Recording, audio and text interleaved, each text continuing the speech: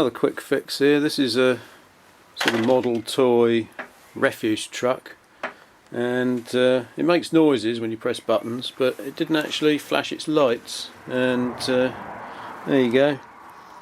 Problems a wire off there. There was also a weird motor mechanism here, which I found out was a bin loading sort of drag mechanism, which sort of loads rubbish into the truck.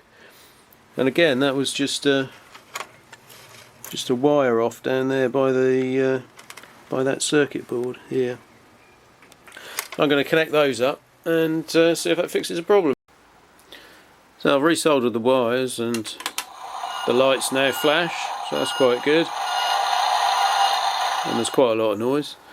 This mechanism here is designed to empty a wheelie bin into the top of the truck. I had to put a bit of weight on there because this actually doesn't work unless there is some weight on there, but the other wire was just the switch. So that now works. That's the clutch. So it dumps it and then you can bring it back down when you're finished. I haven't got any bins at the moment, but I've got some on order, so everything seems to be working now. Another fix. The odd thing was there was no battery corrosion on those wires. They just seem to have fallen off, probably due to just vibration or something, I suppose. But anyway, it's all working now.